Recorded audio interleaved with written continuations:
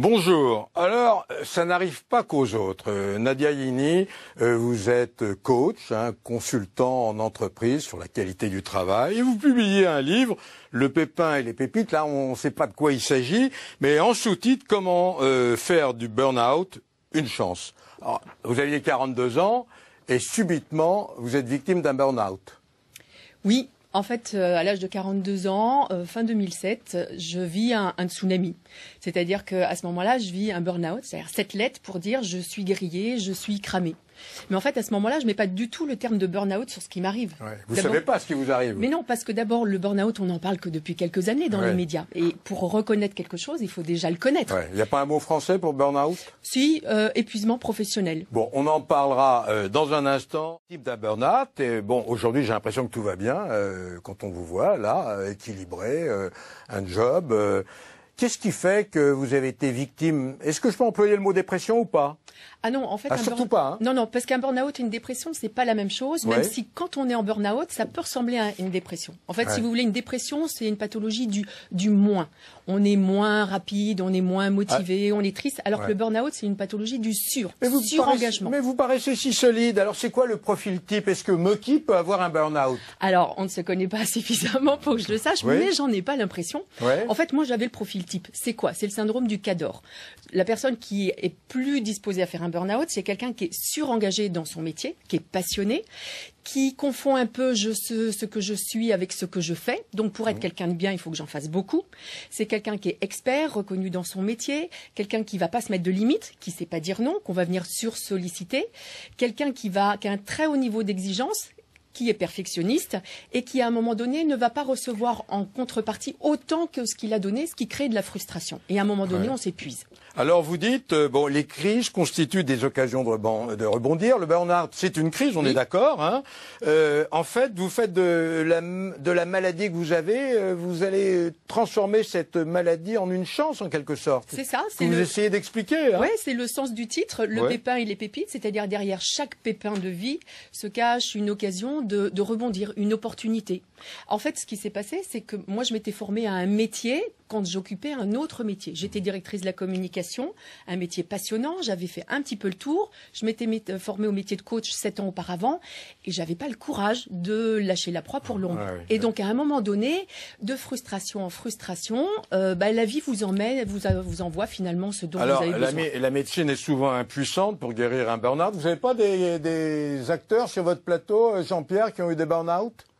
Ah oui, il y a eu Bourvil, il y a eu, il y a eu Serrault, tout le monde, et Michel Simon, qu'on a accusé d'avoir perdu la mémoire, etc. Vous savez, il y a eu beaucoup de gens, beaucoup d'artistes sont atteints par ça. Alors, la maladie souvent impuissante, alors vous donnez une trentaine d'exemples pour sortir du burn-out. Oui, alors, petite précision, Paul, d'abord, c'est que... Trentaine de techniques, pour être précis, des méthodes. Le burn-out...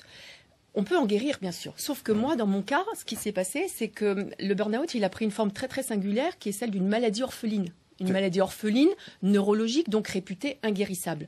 Et donc, à ce moment-là, puisqu'on m'a dit, vous ne guérirez pas, et que je suis devenue invalide, handicapée, avec une reconnaissance d'handicapé, je me suis dit, il va falloir que je fabrique mon propre parcours de guérison. Incroyable, vous avez l'air tellement en forme, là, devant moi. Mais parce que je l'ai fabriqué.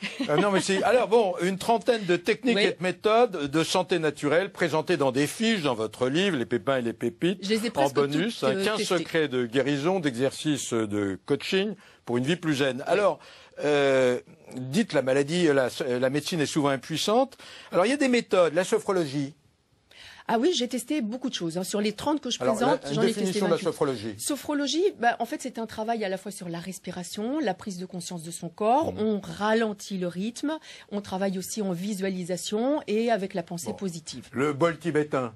Ah, le bol tibétain, là, on rentre dans la médecine vibratoire. Vous faites tourner un bâton. C'est sérieux, là?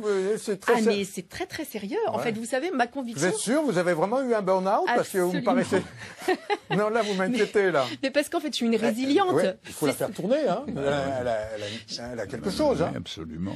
En fait, vous savez, on se réveille plus fort quand on... Soit ça vous tue, soit vous donnez un coup de pied et puis vous remontez. Alors, ma remontée, elle a duré plusieurs années, quand même. Combien de temps? 4 ans. Ah, 4 ans. Pendant 4 ans, vous n'avez pas pu travailler? Si, j'ai repris petit à petit. Alors, il y a des choses qu'on connaît, la musicothérapie, ça on peut comprendre, l'iridologie. C'est quoi, c'est les couleurs? Non, pas du tout. C'est en fait une méthode de diagnostic qui consiste à regarder l'iris. L'iris garde la totalité de la trace de votre parcours de santé. Alors, le jeûne, ça c'est pas facile le jeûne. Alors, le jeûne c'est très à la mode. Vous jeûnez, vous êtes maigre, vous avez perdu du poids. Oui, votre femme vous fait plus la... Non, je mange de la soupe. Et la elle soupe, vous fait de la soupe, c'est tout? Elle n'est pas sérieuse. Dans quel rôle vous la verriez? Dans le rôle d'une PDG. Ah oui, un PDG, aujourd'hui, c'est tout à fait un type... Ah, parce que je suis aujourd'hui. Oui, voilà, une pour PDG. Bon, la médecine traditionnelle chinoise, c'est bien contre le burn-out?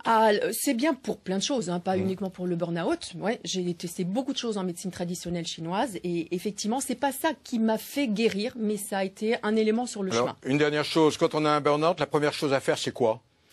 Alors déjà, c'est... Voir son psychiatre, son psychanalyste, son psychologue? Moi, je dirais pas psychanalyste parce que c'est très long. Par contre, je dirais un coach. D'abord, il faut se guérir physiquement parce que le corps est atteint. Mais ensuite, pour éviter d'en refaire un quand vous retournez au travail, il faut comprendre qu'est-ce qui vous a amené jusque-là. Et donc, c'est votre rapport au travail qu'il faut questionner. En tous les cas, en vous voyant, on se sent de mieux en mieux. On a des images, un reportage des années 56 à propos de solutions contre le surmenage. C'est pas le mot exact. Chaque époque, ses innovations. Regardons.